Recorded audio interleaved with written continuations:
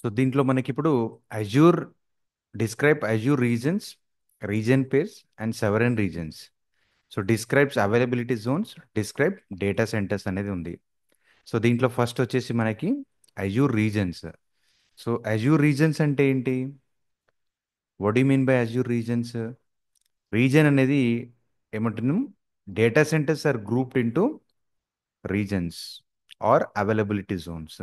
So ఇప్పుడు మనకి ఈ డేటా సెంటర్ ఫిజికల్ ఇన్ఫ్రాస్ట్రక్చర్ ఏదైతే మైక్రోసాఫ్ట్ క్రియేట్ చేసిందో, అంటే ఫిజికల్ ఇన్ఫ్రాస్ట్రక్చర్లో మనకి సర్వర్స్ కానీ నెట్వర్క్ కానీ దాని పవర్ సప్లై కూలింగ్ కానీ ఒక ప్లేస్లో అది ఏదైతే క్రియేట్ చేసి పెడుతుందో, ఓకే, దాన్ని మనం ఏమంటున్నాము ఇక్కడ? ఆ ప్లేసెస్ని రీజన్స్ అని అంటాం. అంటే ఇండియా అనేది మొత్తం వరల్డ్లో ఇప్పుడు మనం తీసుకుంటే ఇండియా అనేది ఒక రీజన్ కిందకి వస్తుంది. ఆ ఇండియా అనే రీజన్ అనేది ఒక జియోగ్రఫికల్ ఏరియా. అంటే నేను ఒక రిసోర్స్ క్రియేట్ చేసుకోవాలంటే నేను ఏ రీజన్లో క్రియేట్ చేసుకోవాలి? నేను ఇండియా అనే రీజన్లో, అంటే ఒక మిషన్ని క్రియేట్ చేసుకోవాలి, వర్చువల్ మిషన్ని. ఆ వర్చువల్ మిషన్ ఎక్కడ క్రియేట్ చేసుకోవాలి? ఇండియా అనే రీజన్లో క్రియేట్ చేసుకోవాలి. సో ఇండియా అనే రీజన్లో నేను క్రియేట్ చేసేటప్పుడు అది మనకేమడుగుతుంది అంటే అవైలబిలిటీ జోన్స్ అని అడుగుతుంది. సో అవైలబిలిటీ జోన్స్ అని అంటే ఏంది? ఓకే, ఒకదానికన్నా ఎక్కువ డేటా సెంటర్స్ ఏవైతే ఉంటాయో దాన్ని అది అవైలబిలిటీ జోన్స్ అని అంటుంది. సో డేటా సెంటర్లో ఏముంటుంది మనకి? What we have inside the data centre? Data centre అనేది ఓకే ఒక ఫిజికల్, ఇప్పుడు దాకా మనం చెప్పినట్టుగా మిషన్స్ కానీ నెట్వర్క్ కానీ పవర్ సప్లై కానీ దేని దానికి ఇండిపెండెంట్గా ఉంటాయి, రైట్? సో డేటా సెంటర్ అనేది సపరేట్గా ఇప్పుడు మనం ఆస్పెక్ట్స్లో ఉంటుంది. సో ఈ డేటా సెంటర్ ఒక అవైలబిలిటీ జోన్స్ అని అంటే ఫిజికల్గా separate zone with in a reason consists of okay one or more. అంటే ఒక అవైలబిలిటీ జోన్, ఇప్పుడు నేను ఎగ్జాంపుల్ సెంట్రల్ ఇండియా తీసుకున్నాను అనుకోండి. సెంట్రల్ ఇండియా ఏదైతే ఉంటుందో ఒక డేటా సెంటర్. సో దాని పక్కన మనకి ఏవైతే సౌత్ కానీ ఓకే ఏదైతే వెస్ట్ కానీ ఉంటుందో ఇవన్నీ కలిపితే మనకి ఏమంటున్నామో ఇవన్నీ కూడా ఒక అవైలబిలిటీ జోన్ కిందకి వస్తుందన్నమాట, రైట్? సో ఒక విఎంని నేను క్రియేట్ చేసేటప్పుడు ఈ విఎం అనేది నాకు ఏదైతే ఉంటుందో ఒక డేటా సెంటర్లో ఏదైనా ఇబ్బంది అయినప్పుడు, ఓకే ఏదైనా డిజాస్టర్స్ అయినప్పుడు ఆ డేటా సెంటర్లోనే కాకుండా పక్కన ఉండే అవైలబిలిటీ జోన్స్ నుంచి ఆ ఇన్స్టెన్స్ అనేది యాక్సెసిబుల్ అయిందనుకోండి, అప్పుడు నాకేమవుతుంది? యాజ్ ఎ కంపెనీ నా అప్లికేషన్ అనేది డౌన్ కాకుండా రన్ అవుతుంది. సో యాజ్ ఎ యూజర్స్ నా అప్లికేషన్స్ అనేది కంటిన్యూస్గా హై అవైలబుల్, అంటే కంటిన్యూస్ అవైలబిలిటీ ఉండడం వల్ల వాళ్ళకి ఎలాంటి ఆ, ఏమంటాం ఛాలెంజెస్ లేకుండా ఆ అప్లికేషన్ని యాక్సెస్ చేసుకోగలుగుతారు.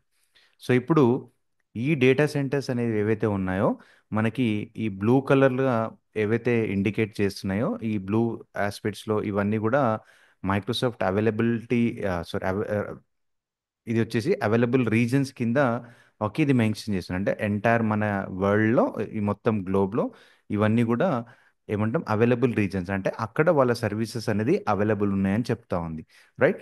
సో ఇందులో కొన్ని మీకు ఇక్కడ డాట్ డాట్స్గా రౌండ్ కలర్లో ఉన్నాయి, వీటిని మనం అనౌన్స్డ్ రీజన్స్ కింద చెప్తా ఉందన్నమాట. అంటే ఆ ప్లేసెస్లో మైక్రోసాఫ్ట్ అనేది ఆల్రెడీ అనౌన్స్ చేసింది, it's trying to get started. So ఈ బ్లూ కలర్లో మనకి మళ్ళీ ఇంకొక డాట్ పెట్టి ఉంది. సో దీంట్లో వచ్చేసి ఎగ్జాంపుల్ ఇప్పుడు మనకి ఇండియాలో తీసుకుంటే కనుక సెంట్రల్ ఇండియా ఉంది. ఇవి వచ్చేసి మనకి ఏమంటున్నాము?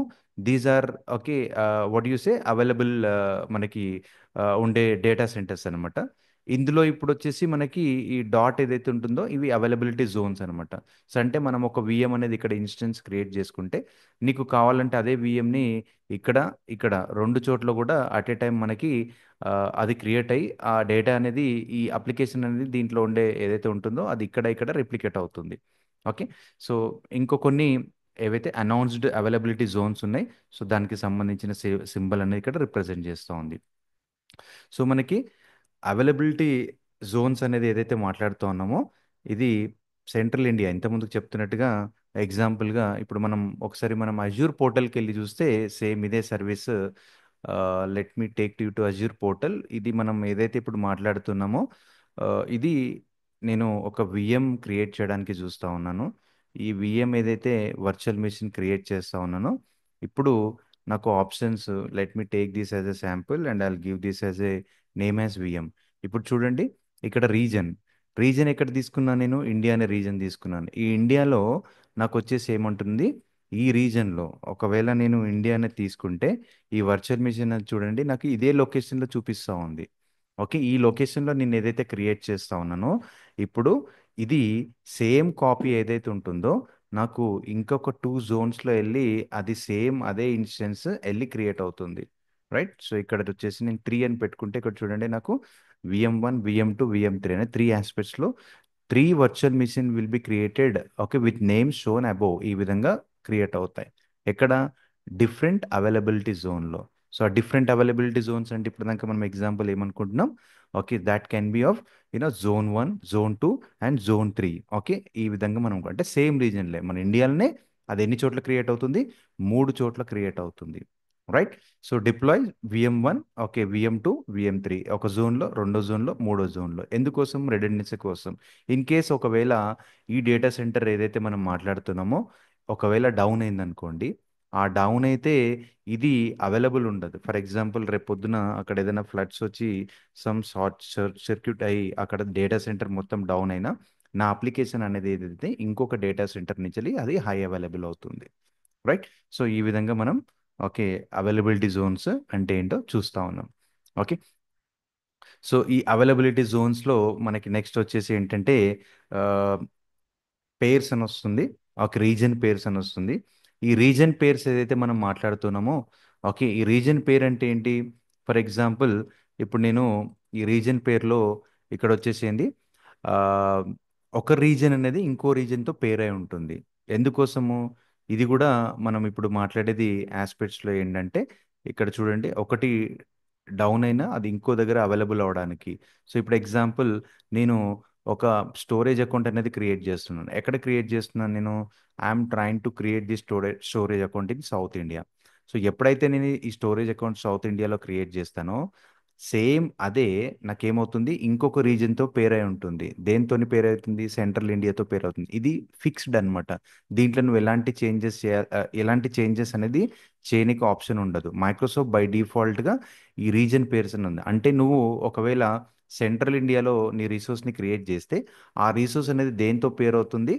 ఓకే, నెక్స్ట్ రీజన్ అది ఏదైతే మాట్లాడుతున్నామో సౌత్ ఇండియాతోనే పేరు అవుతుంది. అలాగే ఈస్ట్ యూఎస్ నేను ఏదైనా ఒక రిసోర్స్ని క్రియేట్ చేస్తే అది దేంతో పేరు అవుతుంది?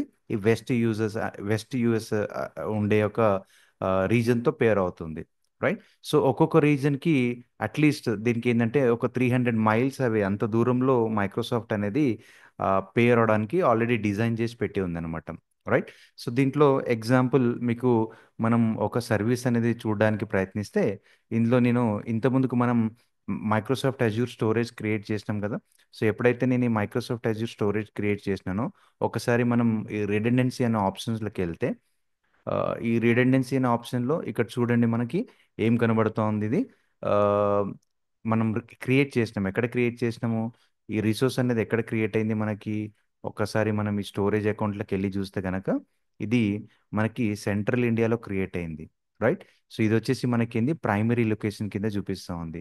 రైట్, ఇంకోటి సెకండరీ లొకేషన్ ఇప్పుడు మనం ఏదైతే మాట్లాడినాం కదా పేరింగ్ ఆస్పెక్ట్స్లో అది దేని కింద తీసుకుంది? సౌత్ ఇండియా కింద తీసుకుంది. So this is what which I'm trying to show you. Okay, inside this ఒకసారి మనం ఈ లొకేషన్లో చూస్తే మ్యాప్లో మీకు చూపిస్తూ ఉంది ఇక్కడికి ఇక్కడికి అనేది. So this is what which I'm trying to put you. అలాగే ఇవన్నీ కూడా ఈస్ట్ యూఎస్లో నువ్వు అదే రిసోర్స్ని క్రియేట్ చేస్తే ఆటోమేటిక్గా అది వెస్ట్ యూఎస్లో కూడా ఈ రీజన్తో పేర్ అవుతుంది. రైట్, సో ఈ విధంగా.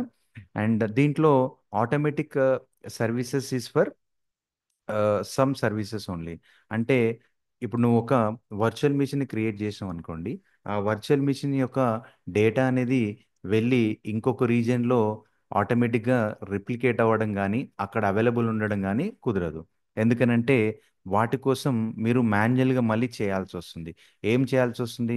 ఇంతకుముందుకు మనం అవైలబిలిటీ జోన్స్ గురించి డిస్కస్ చేసినాం కదా. ఈ అవైలబిలిటీ జోన్లో నేను ఏం చేసినాను? మాన్యువల్గా వెళ్ళి విఎంని నాకు 2 జోన్స్లో అవైలబుల్ ఉండాలి, 3 జోన్స్లో అవైలబుల్ ఉండాలి. ఇదే కదా మనం చూసినాం మాన్యువల్గా వెళ్ళి ఇక్కడ ఈ వర్చువల్ మిషన్ని నేను క్రియేట్ చేసేటప్పుడు అక్కడ వెళ్ళి మాన్యువల్గా నేను సెలెక్ట్ చేసుకుంటున్నాను. ఏమని సెలెక్ట్ చేసుకుంటున్నాను? ఈ జోన్స్లో అవైలబుల్ ఉండాలని. బట్ ఇది ఆటోమేటిక్ అనేది ఓకే మైక్రోసాఫ్ట్ అనేది నీకు ప్రొవైడ్ చేయట్లేదు. రైట్, సో ఆటోమేటిక్గా మైక్రోసాఫ్ట్ అనేది అంటే కొన్ని సర్వీసెస్కే ఉంది, not all the services which I'm trying to say it. And ఇక్కడ planned Azure updates are rolled out, okay, to pair regions, one region at a time to minimize the downtime. So in case ఏమైనా updates అనేది Microsoft చేస్తుంటే గనక మనకి ఇప్పుడు south ఇండియాలో update అనేది జరుగుతుంటే గనక అది నెక్స్ట్ ఇది అయిపోయిన తర్వాత నెక్స్ట్ సెంట్రల్ ఇండియాలో అప్డేట్స్ అనేది జరగడం జరుగుతుంది. సో అట్ ఎ టైం అనేది రెండు కూడా ఒకేసారి జరగవు, ఎందుకంటే మీకు ఆ డౌన్ టైం అనేది ఉంటుంది కాబట్టి. రైట్. సో ఈ విధంగా మనకేంటి రీజన్ పేజ్ గురించి, ఓకే, విచ్ వీఆర్ డిస్కసింగ్ అనమాట. రైట్. సో ఇవి ఆ, దీంట్లోనే మనకి నెక్స్ట్ వచ్చేసి సవరెన్ రీజన్స్ అనేది వస్తుంది. ఇందులో మైక్రోసాఫ్ట్ అనేది ఏవైతే ఇప్పుడు మనకి అన్ని రీజన్స్ ఏవైతే రిసోర్సెస్ని మనం ఇన్ఫ్రాస్ట్రక్చర్ని క్రియేట్ చేసుకోవడానికి ఇస్తుందో, అలాగే కొన్ని సపరేట్ డేటా సెంటర్స్ ఏవైతే ఉంటాయో వాళ్ళు స్పెసిఫిక్గా వాళ్ళు ఆ, కొన్ని ఆ డేటా సెంటర్స్ అనేది స్పెసిఫిక్ పర్పస్ కోసం డిజైన్ చేసినారు. దాంట్లో వాళ్ళు మట్టుకే అవి యాక్సెస్ చేయగలుగుతారు ఆ డేటా సెంటర్స్ని. లైక్ ఎగ్జాంపుల్ మనకి యుఎస్ గవర్నమెంట్కి సంబంధించిన సపరేట్ డేటా సెంటర్ అనేది మైక్రోసాఫ్ట్ అనేది ఆ ఇన్ఫ్రాస్ట్రక్చర్ క్రియేట్ చేసి ఇచ్చింది. సో అది బయట వాళ్ళు దాంట్లో రిసోర్సెస్ని క్రియేట్ చేసుకొని యాక్సెస్ చేసుకోవడానికి అలౌడ్ ఉండదు అనమాట. Okay. So only authorised persons are only accessed, okay, that particular resources and data inside that. So అలాగే మనకి చైనా గురించి తెలుసు. చైనాలో మనకి చాలా మటుకు ఆ, మీకు చూస్తే కొన్ని సర్వీసెస్ ఎవరికి అవైలబుల్ ఉండవు, ఓన్లీ వాళ్ళకి మట్టుకి, అంటే ఆ యొక్క రీజన్ మట్టుకే ఆ పర్సన్స్ మట్టుకే యాక్సెస్ చేస్తారు. సో మైక్రోసాఫ్ట్ అనేది అక్కడ కూడా డేటా సెంటర్స్ని క్రియేట్ చేసింది. బట్ చైనా గవర్నమెంట్తోని ఏమంటారు, so these regions are also unique partnership between the Microsoft and 21 Vianet, where Microsoft does not directly maintain the data centre. So వీళ్ళ పార్ట్నర్షిప్ తోని ఏదైతే ఉంటుందో వాళ్ళు మేనేజ్ చేస్తూ ఉంటారు ఏది, ఈ మైక్రోసాఫ్ట్ ఏదైతే క్రియేట్ చేసి ఇచ్చిన డేటా సెంటర్స్ని కంప్లీట్ మేనేజ్డ్ బై దెమ్ అనమాట. ఓకే. సో దాంట్లో బయట వాళ్ళు ఎవరు కూడా ఆ, ఆ రిసోర్సెస్ని మనం వెళ్ళి క్రియేట్ చేసుకోలేము, అలాగే యాక్సెస్ కూడా చేసుకోలేము. Okay. They are specially design for separate purposes అనమాట. Okay. So these are the things which we are talking about on what is that, on regions కానీ, రీజన్ పేర్స్ కానీ, సెవెన్ రీజన్స్ కానివ్వండి, అవైలబిలిటీ జోన్స్ కానివ్వండి, data centres కానివ్వండి.